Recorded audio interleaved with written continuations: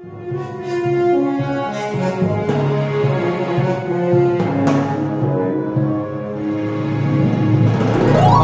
समया नूर शनाइए, घर घर तक संदेश पहुँचाइए। गुरु मान्यो ग्रंथ गुरु दा, दुनिया नू इतिहास सुनाइए, दुनिया नू इतिहास सुनाइए।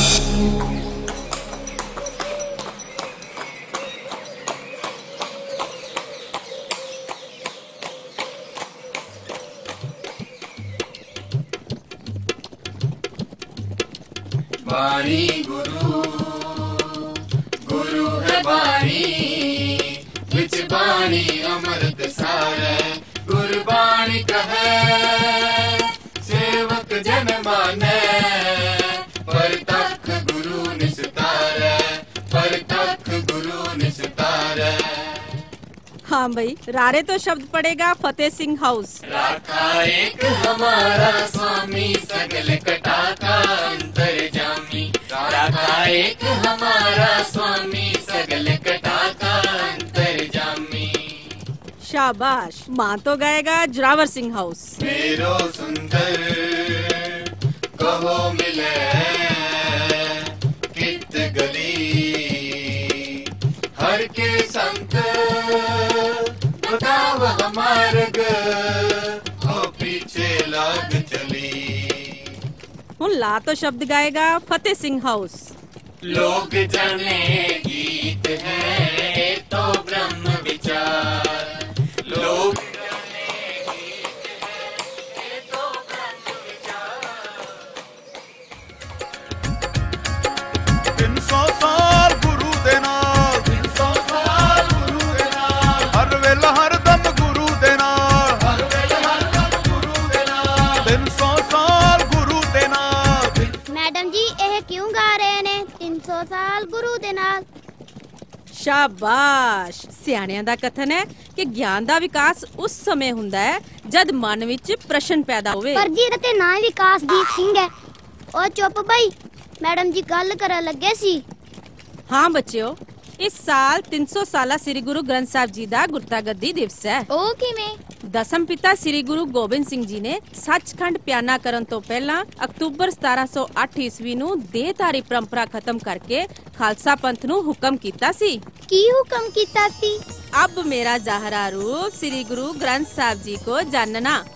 इसे ਲਈ ਅਸੀਂ ਸੰਗਤੀ ਰੂਪ ਵਿੱਚ ਜੋ ਸ਼ਬਦ ਗਾਉਨੇ ਆ ਉਸ ਦਾ ਭਾਵ ਇਹੋ ਹੈ। भला केड़ा शब्द गौने आ? आज्ञा पई अकाल की, तबे चलायो पंथ। सब सिखन को हुक्म है, गुरु माने ओ ग्रंथ, गुरु माने ओ ग्रंथ।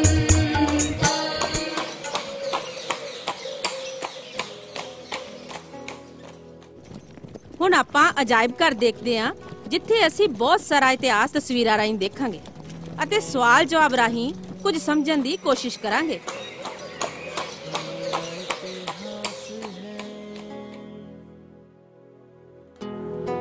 मेरा विरसा मेरा विश्वास है,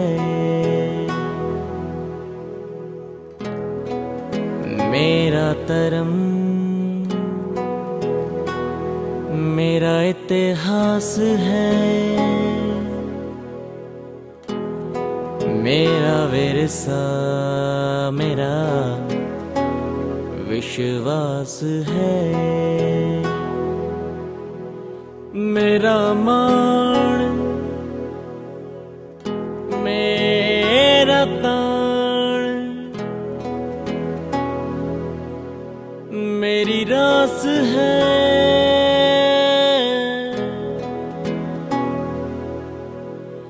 मेरा मान मेरा तान, मेरी रास है।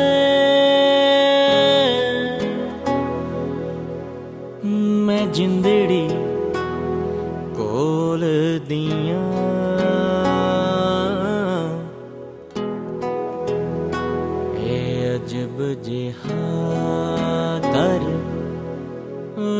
ਵੇਖੋ ਤਸਵੀਰਾਂ ਬੋਲਦੀਆਂ ਇਹ ਅਜਬ ਜਿਹਾ ਕਰ ਵੇਖੋ ਤਸਵੀਰਾਂ ਬੋਲਦੀਆਂ।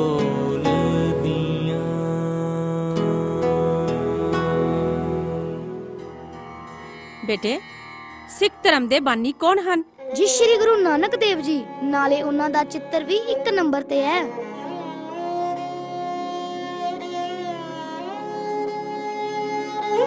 ਤੇ ਗੁਰੂ ਜੀ ਨੇ ਸੰਸਾਰ ਵਿੱਚ ਧਰਮ ਦਾ ਪ੍ਰਚਾਰ ਕਰਦਿਆਂ ਕਿੰਨੀਆਂ ਉਦਾਸੀਆਂ ਕੀਤੀਆਂ?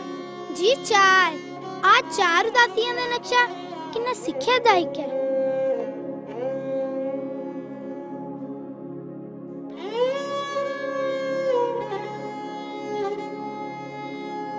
ਹੁਣ ਇੱਕ ਗੰਭੀਰ ਸਵਾਲ ਹੈ ਕਿ ਸ੍ਰੀ ਗੁਰੂ ਨਾਨਕ ਦੇਵ ਜੀ ਦੇ ਗੁਰੂ ਕੌਣ ਸਨ? ਮੈਡਮ ਜੀ ਮੈਂ ਦੱਸਾਂ? ਹਾਂ ਹਾਂ ਬੇਟਾ ਦੱਸੋ। ਮੇਰੇ ਪਾਪਾ ਜੀ ਨੇ ਦੱਸਿਆ ਸੀ ਕਿ ਜਦ ਸਿੱਧ ਮੰਡਲੀ ਨੇ ਗੁਰੂ ਜੀ ਨੂੰ ਪ੍ਰਸ਼ਨ ਕੀਤਾ ਕਿ ਕਵਣ ਗੁਰੂ ਜਿਸਕਾ ਤੂੰ ਚੇਲਾ, ਤਾਂ ਫਿਰ ਗੁਰੂ ਜੀ ਨੇ ਕੀ ਉੱਤਰ ਦਿੱਤਾ? ਸ਼ਬਦ ਗੁਰੂ ਸੁਰਤ ਤੁਨ ਚੇਲਾ। ਸ਼ਾਬਾਸ਼। ਦੇਖੋ ਬੱਚਿਓ, ਜਿਨ੍ਹਾਂ ਦੇ ਮਾਤਾ-ਪਿਤਾ ਘਰ ਵਿੱਚ ਗਿਆਨ ਤੇ ਧਰਮ ਕਰਮ ਦੀਆਂ ਗੱਲਾਂ ਬੱਚਿਆਂ ਨੂੰ ਦੱਸਦੇ ਹਨ, ਉਹਨਾਂ ਦਾ ਗਿਆਨ ਬਹੁਤ ਵੱਧਦਾ ਹੈ। ਇਹ ਦੋਨੋਂ ਭੈਣ ਭਰਾ ਵਧੀਆ ਉੱਤਰ ਦਿੰਦੇ ਆ। ਮੈਡਮ ਜੀ ਸਾਡੇ ਘਰ ਵਿੱਚ ਨਿਤਨੇਮ ਦੀਆਂ ਬਾਣੀਆਂ ਜ਼ਰੂਰ ਪੜੀਆਂ ਜਾਂਦੀਆਂ ਨੇ। ਮੈਂ ਤਾਂ ਕਹਿੰਨੀ ਆ ਕਿ ਨਿਤ ਦਾ ਕਰਮ ਹੀ ਚੰਗੇ ਜੀਵਨ ਦਾ ਆਧਾਰ ਬਣਦਾ ਹੈ। ਤੇ ਨਿਤਨੇਮ ਦੀਆਂ ਬਾਣੀਆਂ ਸਾਨੂੰ ਕੰਠ ਨੇ। ਪਰ ਇਹ ਕੰਠ ਕੀ ਹੁੰਦਾ ਹੈ? ਜ਼ੁਬਾਨੀ ਯਾਦ ਕਰਨਾ। ਪਰ ਬਾਣੀ ਜ਼ੁਬਾਨੀ ਕਿਵੇਂ ਯਾਦ ਹੁੰਦੀ ਹੈ? ਦੱਸੋ ਬਈ, ਤੁਹਾਨੂੰ ਕਿਵੇਂ ਯਾਦ ਹੋਈ? ਜੀ ਅਸੀਂ ਪਹਿਲਾਂ ਬਾਬਾ ਜੀ ਪਾਸੋਂ ਸੰਥਿਆ ਲਈ ਭਾਵ ਸ਼ੁੱਧ ਬਾਣੀ ਪੜ੍ਹਨੀ ਸਿੱਖੀ ਤੇ ਫਿਰ ਬਿਨਾਂ ਨਾਗਾ ਰੋਜ਼ ਪੜ੍ਹਦਿਆਂ ਯਾਦ ਹੋ ਗਈ। ਵੇਖਿਆ, ਜਦ ਵਿਚਾਰ ਚਰਚਾ ਕਰੀਏ ਤਾਂ ਕਿੰਨੇ ਸਵਾਲਾਂ ਦੇ ਜਵਾਬ ਮਿਲ ਗਏ। ਤੇ ਹੁਣ ਇਹਨਾਂ ਗੱਲਾਂ ਤੇ ਅਮਲ ਜ਼ਰੂਰ ਕਰਿਓ। ਮੈਡਮ ਜੀ ਇਸ ਤਸਵੀਰ ਦਾ ਕੀ ਭਾਵ ਹੈ? ਇਹ ਚਿੱਤਰ ਉਸ ਸਮੇਂ ਦਾ ਇਤਿਹਾਸ ਦੱਸਦਾ ਹੈ ਜਦ ਸ੍ਰੀ ਗੁਰੂ ਨਾਨਕ ਦੇਵ ਜੀ ਸ੍ਰੀ ਗੁਰੂ ਅੰਗਦ ਦੇਵ ਜੀ ਨੂੰ ਗੁਰਤਾ ਗੱਦੀ ਬਖਸ਼ ਕੇ ਨਾਲ ਗੁਰਬਾਣੀ ਦੀ ਪੋਥੀ ਵੀ ਸੌਂਪਦੇ ਨੇ। ਮੈਡਮ ਜੀ ਫਿਰ ਇਸ ਦਾ ਭਾਵ ਇਹ ਹੋਇਆ ਕਿ ਸ੍ਰੀ ਗੁਰੂ ਗ੍ਰੰਥ ਸਾਹਿਬ ਜੀ ਦੀ ਸਿਰਜਣਾ ਦਾ ਕਾਰਜ ਇੱਥੋਂ ਹੀ ਸ਼ੁਰੂ ਹੋ ਗਿਆ ਸੀ। ਹਾਂ, ਸ੍ਰੀ ਗੁਰੂ ਨਾਨਕ ਦੇਵ ਜੀ ਨੇ ਸੰਸਾਰ ਵਿੱਚ ਸੱਚੇ ਧਰਮ ਦਾ ਪ੍ਰਚਾਰ ਕਰਦਿਆਂ ਆਪਣੇ ਤੋਂ ਪਹਿਲਾਂ ਹੋਏ ਸੰਤਾਂ ਭਗਤਾਂ ਦੀ ਬਾਣੀ ਵੀ ਜਗ੍ਹਾ-ਜਗ੍ਹਾ ਤੋਂ ਇਕੱਤਰ ਕੀਤੀ। ਤੇ ਗੁਰੂ ਜੀ ਦੀ ਆਪਣੀ ਰਚਿਤ ਬਾਣੀ ਵੀ ਇਸੇ ਵਿੱਚ ਸ਼ਾਮਿਲ ਸੀ। ਇਸ ਤੋਂ ਬਾਅਦ ਕੀ ਹੋਇਆ? ਫਿਰ ਸ੍ਰੀ ਗੁਰੂ ਅੰਗਦ ਦੇਵ ਜੀ ਤੇ ਸ੍ਰੀ ਗੁਰੂ ਅਮਰਦਾਸ ਜੀ ਨੇ ਵੀ ਜੋ ਬਾਣੀ ਰਚੀ, ਉਹ ਵੀ ਪੋਥੀ ਰੂਪ ਵਿੱਚ ਸਾਂਭੀ ਗਈ। ਕਿਹਾ ਜਾਂਦਾ ਹੈ ਕਿ ਇਸ ਬਾਣੀ ਦਾ ਗਾਇਨ ਵੀ ਪ੍ਰਚਲਿਤ ਹੋ ਗਿਆ। ਤੇ ਪਾਪਾ ਜੀ ਇਤਿਹਾਸ ਸੁਣਾਉਂਦੇ ਸਨ ਕਿ ਸ੍ਰੀ ਗੁਰੂ ਅੰਗਦ ਦੇਵ ਜੀ ਨੇ ਤਾਂ ਇਸ ਦੇ ਛੋਟੇ-ਛੋਟੇ ਗੁਟਕੇ ਤਿਆਰ ਕਰਕੇ ਸੰਗਤਾਂ ਵਿੱਚ ਹੋਰ ਪ੍ਰਚਾਰਿਆ। ਇਸੇ ਤਰ੍ਹਾਂ ਤੀਸਰੇ ਤੇ ਚੌਥੇ ਪਾਤਸ਼ਾਹ ਦੀ ਬਾਣੀ ਪੰਜਵੇਂ ਪਾਤਸ਼ਾਹ ਤੱਕ ਇਕੱਤਰ ਹੋਈ। ਮੈਡਮ ਜੀ ਪੰਚਮ ਪਾਤਸ਼ਾਹ ਜੀ ਦੇ ਸਮੇਂ ਤੱਕ ਕਾਫੀ ਬਾਣੀ ਇਕੱਤਰ ਹੋ ਗਈ ਹੋਵੇਗੀ। ਪੰਚਮ ਪਾਤਸ਼ਾਹ ਜੀ ਦੀ ਆਪਣੀ ਬਾਣੀ ਵੀ ਵੱਡਕਾਰੀ ਹੈ। ਆਹ ਤਸਵੀਰ ਦੇਖੋ, ਭਲਾ ਇਸ ਦਾ ਕੀ ਭਾਵ ਹੈ? ਇੱਥੇ ਸ੍ਰੀ ਗੁਰੂ ਅਮਰਦਾਸ ਜੀ ਨੇ ਗੁਰੂ ਅਰਜਨ ਦੇਵ ਜੀ ਨੂੰ ਦੋਹਿਤਾ ਬਾਣੀ ਕਾ ਬੋਹਿਤਾ ਕਹਿ ਕੇ ਪਿਆਰ ਦਿੱਤਾ ਸੀ। ਸ਼ਾਬਾਸ਼। ਮੈਡਮ ਜੀ ਕੀ ਗੁਰੂ ਸਾਹਿਬਾਂ ਨੇ ਵੱਖ-ਵੱਖ ਨਾਵਾਂ ਹੇਠ ਬਾਣੀ ਰਚੀ? ਨਹੀਂ ਬੱਚੇ, 10 ਗੁਰੂ ਸਾਹਿਬਾਨ ਇੱਕ ਜੋਤ ਸਨ, ਨਾਨਕ ਜੋਤ। ਇਸ ਲਈ ਗੁਰੂ ਸਾਹਿਬਾਂ ਦੀ ਬਾਣੀ ਵਿੱਚ ਮਹੱਲਾ ਪਹਿਲਾ, ਦੂਜਾ, ਤੀਜਾ, ਚੌਥਾ, ਪੰਜਵਾਂ, ਨੌਵਾਂ ਤਾਂ ਆਉਂਦਾ ਹੈ, ਪਰ ਸਮੁੱਚੀ ਬਾਣੀ ਵਿੱਚ ਬਤੌਰ ਰਚਨਕਾਰ ਨਾਨਕ ਛਾਪ ਹੀ ਆਉਂਦੀ ਹੈ। ਦੇਖੋ ਸ਼੍ਰੀ ਹਰਮੰਦਰ ਸਾਹਿਬ ਜੀ ਦਾ ਪੁਰਾਤਨ ਰੂਪ। ਪੰਚਮ ਪਾਤਸ਼ਾਹ ਜੀ ਦੇ ਸਮੇਂ ਜਿਸ ਦੀ ਸਿਰਜਣਾ 1601 ਈਸਵੀ ਵਿੱਚ ਹੋਈ ਤੇ ਗੁਰੂ ਜੀ ਨੇ ਅਗੰਮੀ ਰਸ ਵਿੱਚ ਫਰਮਾਇਆ, ਡਿੱਠੇ ਸਭੇ ਥਾਵ ਨਹੀਂ ਤੁਧ ਜਿਹਾ। ਹਾਂ ਸੱਚਮੁੱਚ ਇਹੋ ਜਿਹਾ ਹੋਰ ਸਥਾਨ ਕਿਤੇ ਹੈ ਵੀ ਨਹੀਂ। ਸੰਸਾਰ ਦਾ ਮਹਾਨ ਅਜੂਬਾ ਜਿੱਥੇ ਦੇਸ਼ ਵਿਦੇਸ਼ ਤੋਂ ਲੱਖਾਂ ਹੀ ਸੰਗਤਾਂ ਆ ਕੇ ਦਰਸ਼ਨ ਕਰਦੀਆਂ ਨੇ। ਸਿੱਖੀ ਦਾ ਕੇਂਦਰੀ ਸਥਾਨ ਜਿੱਥੇ ਸਦਾ ਹੀ ਅੰਮ੍ਰਿਤ ਰਸ ਝਰਦਾ ਹੈ। ਮੈਡਮ ਜੀ ਇਸ ਚਿੱਤਰ ਦਾ ਇਤਿਹਾਸ ਕੀ ਹੈ? ਹਾਂ, ਪੰਚਮ ਪਾਤਸ਼ਾਹ ਜੀ ਨੇ ਜਦ ਮਹਿਸੂਸ ਕੀਤਾ ਕਿ ਕੁਝ ਚਤਰ ਤੇ ਸਵਾਰਥੀ ਲੋਕ ਇਲਾਹੀ ਬਾਣੀ ਪ੍ਰਤੀ ਭੁਲੇਖੇ ਪੈਦਾ ਕਰ ਰਹੇ ਹਨ, ਤਾਂ ਉਹਨਾਂ ਨੇ ਆਦਿ ਗ੍ਰੰਥ ਸਾਹਿਬ ਦੀ ਸੰਪਾਦਨਾ ਦਾ ਕਾਰਜ ਸ਼ੁਰੂ ਕੀਤਾ। ਮੈਡਮ ਜੀ ਉਹ ਕਿਸ ਤਰ੍ਹਾਂ? ਸ੍ਰੀ ਅੰਮ੍ਰਿਤਸਰ ਰਾਮਸਰ ਦੇ ਸਥਾਨ ਤੇ ਭਾਈ ਗੁਰਦਾਸ ਜੀ ਨੂੰ ਨਾਲ ਲੈ ਕੇ ਗੁਰਬਾਣੀ ਦੀ 22ਵੀਂ ਤਰਤੀਬ ਦਿੱਤੀ ਗਈ। ਤੇ ਇਸ ਤਸਵੀਰ ਵਿੱਚ ਗੁਰੂ ਜੀ ਬਾਣੀ ਮੁਖੋਂ ਉਚਾਰ ਰਹੇ ਨੇ ਤੇ ਭਾਈ ਗੁਰਦਾਸ ਜੀ ਕਲਮ ਬੰਦ ਕਰ ਰਹੇ ਨੇ। ਭਾਈ ਗੁਰਦਾਸ ਜੀ ਕੌਣ ਸਨ?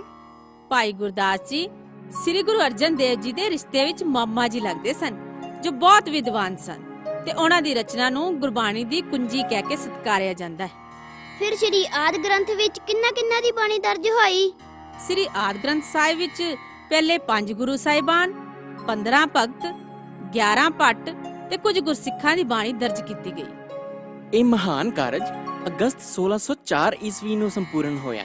ਮੈਡਮ ਜੀ, ਇਸ ਤਸਵੀਰ ਦਾ ਕੀ ਭਾਵ ਹੈ?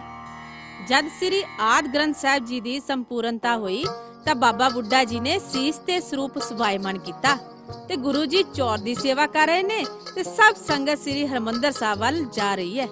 ਫਿਰ ਸ਼੍ਰੀ ਆਦਿ ਗ੍ਰੰਥ ਸਾਹਿਬ ਜੀ ਦਾ ਪਹਿਲਾ ਪ੍ਰਕਾਸ਼ ਸ਼੍ਰੀ ਹਰਮੰਦਰ ਸਾਹਿਬ ਵਿਖੇ ਹੋਇਆ। ਤੇ ਦੱਸੋ ਪਹਿਲੇ ਮਹਾਨ ਗ੍ਰੰਥੀ ਕੌਣ ਸਨ? ਇਸ ਦਾ ਮੈਨੂੰ ਪਤਾ ਹੈ।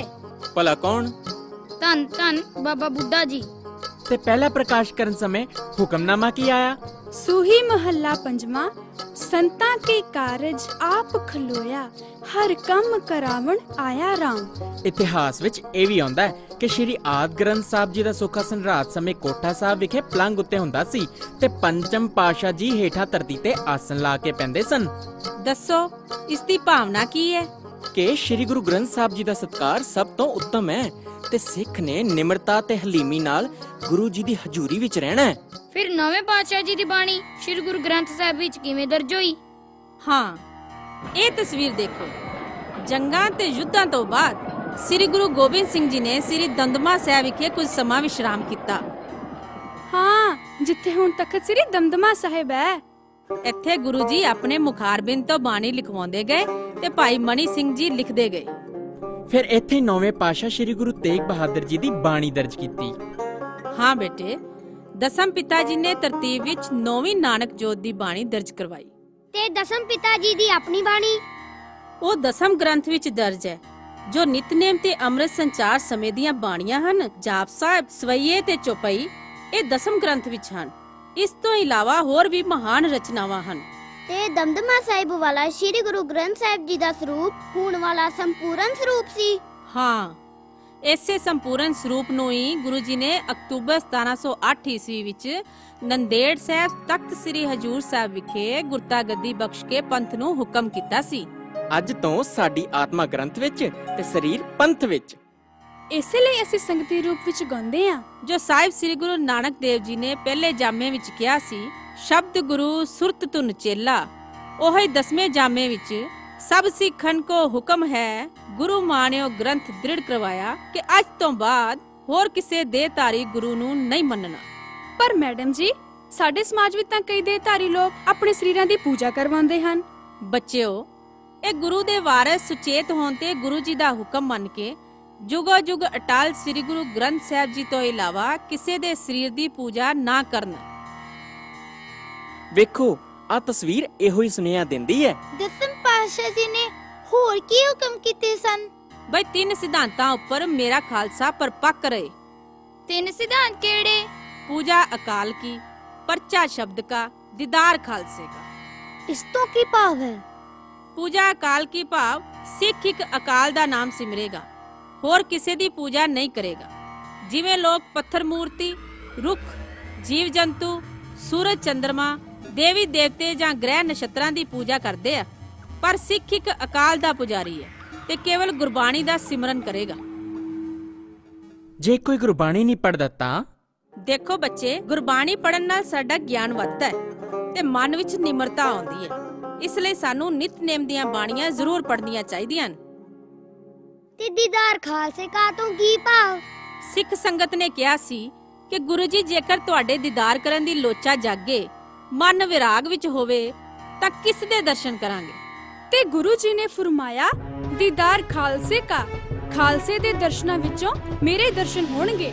ਗੁਰਦੁਆਰਾ ਸਾਹਿਬ ਵਾਲੇ ਬਾਬਾ ਜੀ ਇੱਕ ਹੋਰ ਗੱਲ ਵੀ ਸੁਣਾਉਂਦੇ ਹੁੰਦੇ ਆ ਕਿ ਸਿੱਖਾਂ ਨੇ ਫਿਰ ਕਿਹਾ, ਜੇ ਤਿਆਰ ਬਰ ਤਿਆਰ ਖਾਲਸਾ ਨਾ ਮਿਲੇ ਤਾਂ ਫਿਰ ਸ਼ੀਸ਼ੇ ਵਿੱਚੋਂ ਆਪਣੀ ਤਸਵੀਰ ਦੇਖਣੀ, ਤੁਹਾਡੇ ਚਿਹਰੇ ਵਿੱਚੋਂ ਮੈਂ ਪ੍ਰਗਟ ਰੂਪ ਦਿਸਾਂਗਾ। ਪਰ ਜਿਹੜੇ ਸਿੱਖ ਸਿੱਖੀ ਸਰੂਪ ਵਿੱਚ ਪੂਰੇ ਨਹੀਂ, ਇਹੋ ਹੀ ਤਾਂ ਰਮਜ਼ ਹੈ ਕਿ ਮੇਰੇ ਵਾਰਸੋ ਤੁਸੀਂ ਸਿੱਖੀ ਸਰੂਪ ਵਿੱਚ ਪੂਰੇ ਸੂਰੇ ਰਹਿਓ।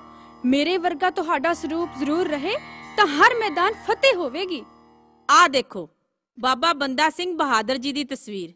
ਇਹ ਪਹਿਲਾਂ ਬੈਰਾਗੀ ਸਨ, ਪਰ ਅੰਮ੍ਰਿਤ ਛਕ ਕੇ ਜਦ ਸਿੰਘ ਸੱਜੇ ਤਾਂ ਖਾਲਸੇ ਦਾ ਜਾਹੋ ਜਲਾਲ ਦੇਖੋ। ਇਹਨਾਂ ਨੇ ਜਾਬਰਾਂ ਤੇ ਜ਼ਾਲਮਾਂ ਨੂੰ ਸੋਧਿਆ ਤੇ ਖਾਲਸਾ ਰਾਜ ਕਾਇਮ ਕੀਤਾ। ਗੁਰੂ ਜੀ ਦੀ ਬਖਸ਼ਿਸ਼ ਦਾ ਮਹਾਨ ਪਾਤਰ।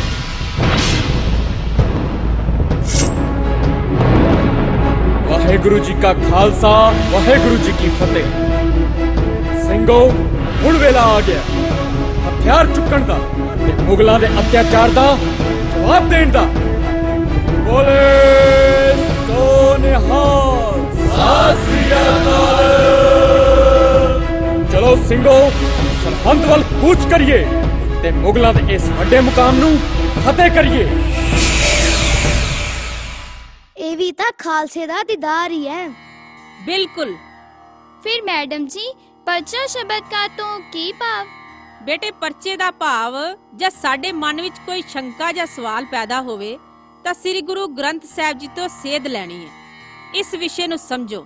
ਜਿਵੇਂ ਮੈਂ ਤੁਹਾਨੂੰ ਸਵਾਲ ਕਰਦੀ ਹਾਂ ਕਿ ਕੀ ਸਿੱਖ ਸਿੱਖਣੀ ਨੂੰ ਮੰਗਲ, ਵੀਰ, ਸ਼ਨੀ ਆਦਿ ਦਿਨਾਂ ਦੇ ਚੰਗੇ ਮੰਦੇ ਹੋਣ ਦੀ ਵਿਚਾਰ ਕਰਨੀ ਚਾਹੀਦੀ ਹੈ ਕਿ ਨਹੀਂ? ਬਹੁਤ ਵਧੀਆ ਸਵਾਲ ਹੈ ਜੀ। ਹੁਣ ਇਹ ਪਰਚਾ ਜਾਂ ਪ੍ਰੀਖਿਆ ਹੈ ਕਿ ਅਸੀਂ ਕੀ ਉੱਤਰ ਦੇਣਾ ਹੈ।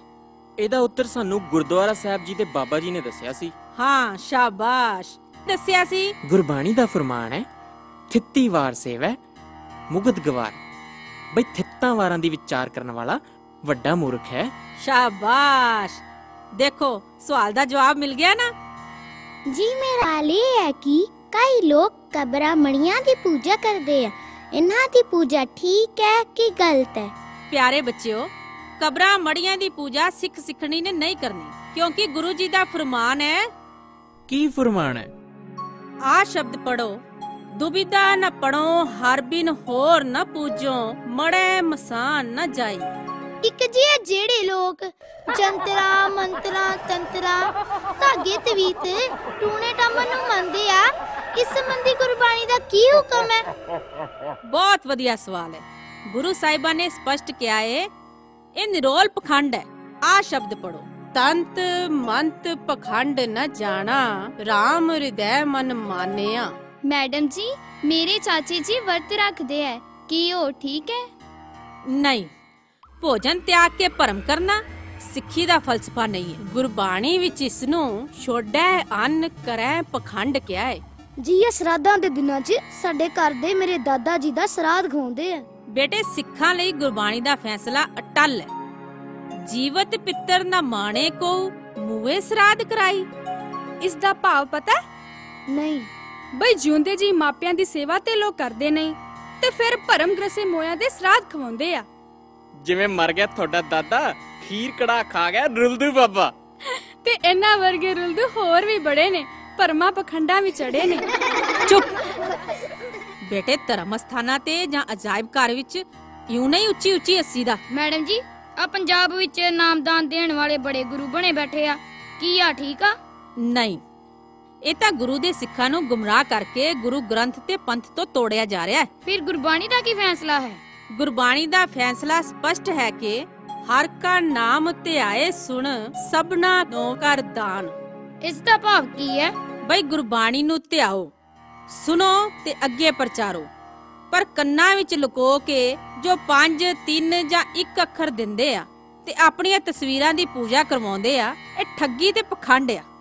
ਮੈਡਮ ਜੀ 100 ਹੱਥ ਰੱਸਾ ਸਿਰੇ ਤੇ ਗੰਢ ਕਿ ਸਾਨੂੰ ਦਸਮ ਪਾਤਸ਼ਾਹ ਸ੍ਰੀ ਗੁਰੂ ਗੋਬਿੰਦ ਸਿੰਘ ਜੀ ਦੇ ਹੁਕਮਾਂ ਉੱਤੇ ਦ੍ਰਿੜ ਰਹਿਣਾ ਚਾਹੀਦਾ ਹੈ। ਕਿਹੜਾ ਹੁਕਮ? ਜਬ ਲਗ ਖਾਲਸਾ ਰਹੇ ਨਿਆਰਾ, ਤਬ ਲਗ ਤੇਜ ਦਿਓ ਮੈਂ ਸਾਰਾ, ਜਬ ਇਹ ਗਹੇ ਬਿਪਰਨ ਕੀ ਰੀਤ, ਮੈਂ ਨਾ ਕਰੋ ਇਨਕੀ ਪ੍ਰਤੀਤ। ਤੇ ਸਾਨੂੰ ਫਜ਼ੂਲ ਦੇ ਵਹਿਮਾਂ ਭਰਮਾਂ ਪਖੰਡਾਂ ਦਾ ਤਿਆਗ ਕਰਕੇ ਗੁਰਬਾਣੀ ਉੱਪਰ ਪੱਕਾ ਨਿਸ਼ਚਾ ਰੱਖਣਾ ਚਾਹੀਦਾ ਹੈ। ਉਹ ਮੈਡਮ ਜੀ, ਉਹ ਤੁਸੀਂ ਪੰਕਤੀ ਬੋਲਦੇ ਹੁੰਦੇ ਹੋ ਨਾ? ਲੈ ਭੁੱਲ ਵੀ ਗਈ। ਜਿਤੜੇ ਫਲ ਮਨ ਬਾਂਛੀ ਹੈ। ਉਹ ਹਾਂ, ਜਿਤੜੇ ਫਲ ਮਨ ਬਾਂਛੀ ਹੈ, ਤਿਤੜੇ ਸਤਿਗੁਰ ਪਾਸ।